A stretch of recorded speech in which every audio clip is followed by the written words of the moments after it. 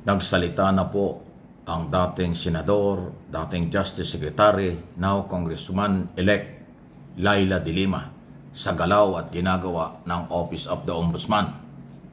Okay? Ang sinasabi ngayon, ang Ombudsman wala daw dapat nagawin na investigasyon dito ho sa kaso ni Sara Duterte.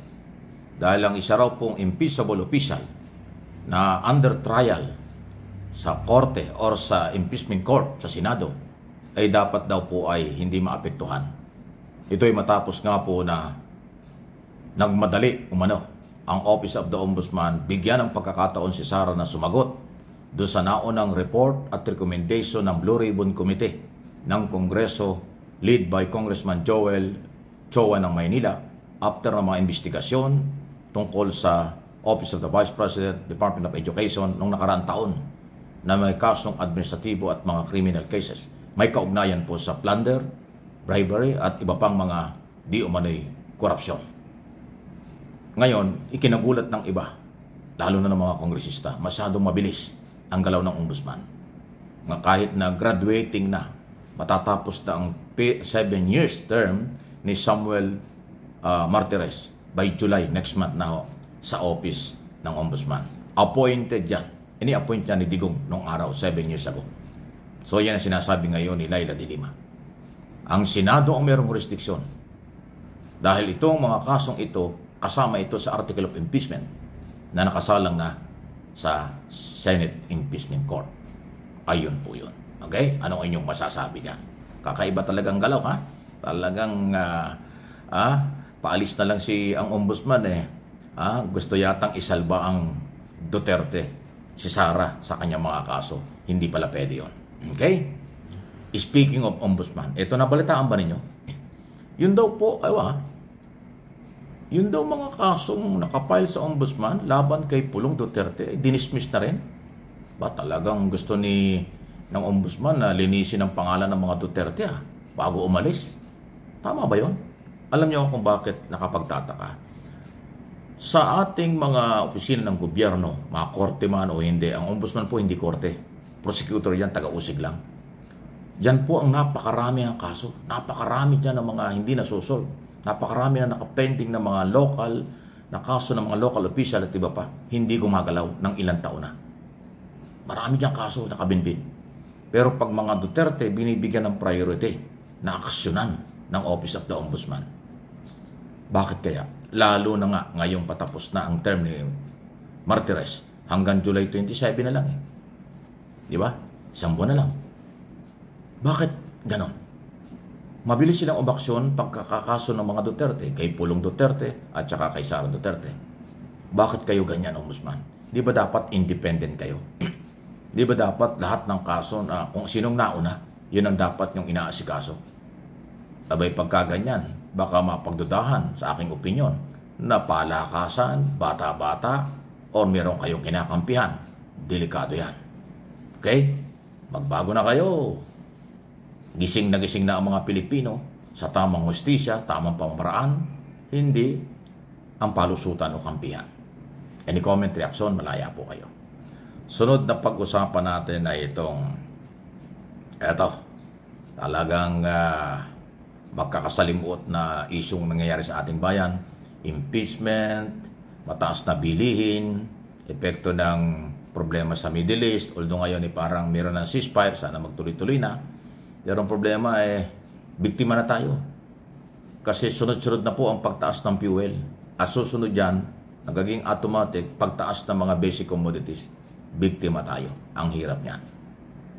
Kahapon lang sa television, kausap ko yung Undersecretary De Vega ng Department of Foreign Affairs. Safe naman ang ating mga kabayan sa Middle East. Yun ang magandang balita. Mga Iran o Israel, pati sa Qatar, pati sa kung saan. Matindi po ang paghahanda ng pamahalaan sa utos ni Pangulong Marcos. Proteksyonan at siguraduhin, ligtas ang lahat ng Pilipino sa abroad. Ano man ang kasarinlan, ano man ang politika ang kinaaniban nito, anumang relihiyon, basta Pilipino, tulungan. Yan ang policy ng gobyerno. Kahit na mga DDS sa Qatar, tinutulungan ng pamahalaan. Kahit mga DDS pa kayo kung saan man kayo dahil kayo naiipit ng problemang yan. Ngayon at mga darating na araw, tutulungan kayo. Yan ang order ng Pangulong Marcos. Sa Department of Migrant Workers, Department of Foreign Affairs, lahat tutulungan. Yan ang kailangan. Di ba? Anti-Marcos kayo, kritiko kayo ng gobyerno. Pagka may crisis at ganitong problema, priority kayo na binibigyan ng pansin. Yan ang napakagandang balita. Okay? Kaya makipag-coordinate na lang po kayo. Huwag nang pa-pride pa.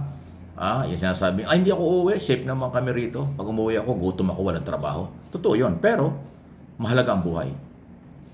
Sana magtuloy-tuloy yung ceasefire ng mga bansa nag-aaway na paano kung hindi? Abay, high-tech ang gulo ngayon dyan. High-tech ang away ngayon. Hindi katulad ng araw, mano-mano, face-to-face sa mga sundalo. Ngayon, hindi. Missile to missile. May nuclear pa nga. Abay, delikado yan. So, tama lang ho na itaas ang level ng antas ng pakikitungo, pag-rescue kung kinakailangan, pagpapauwi, paglilikas ng mga Pilipino sa abroad. Ingat lang po kayo at yan kailangan nating ibalita sa inyo. Okay? Sana ay enjoy lang. Doon po sa mga negosyante naman, please, huwag kayong mag-take advantage. Huwag naman yung samantalahin itong sitwasyon. Bakit kinakailangan 2 sunod ang increase ng fuel? Bakit kailangan umabot ng 4 pesos mahigit ang 1 litro ang increase? Wala pa namang aktual na gulo. Ibig sabihin, yung 15 days na reserba sa mga oil company sa kailang mga depo, hindi pa naman nagagalaw yan. 12 days pa lang naman yung kaguluhan sa Middle East. 15 days ang stock ng mga oil companies. Bakit nag-automatic increase? Yung inyong mga in-import sa murang halaga, hindi pa nga nabebenta rito. Yung iba ka, mapapunta pa lang dito. Tapos nung magkaroon ng crisis na ganyan, nag-speculate kayo, tataas, bigla kayo nagtaas. Ang laki namang prohiso niya sa masang Pilipino. Kaya Department of Energy, nakikita ba niyo yan? Huwag na kayong tumulong sa oil company na para i-justify ang kailang ginagawa. Ang inyong gawin, kastiguhin, panagutin ang umaabuso. Kung gusto niyo talagang mabigyan ng proteksyon ng consumer na Pilipino. Pag tumaas ang fuel, hindi naman mga sasakyan lang ang apektado at may-ari at driver. Lahat inflation, tataas.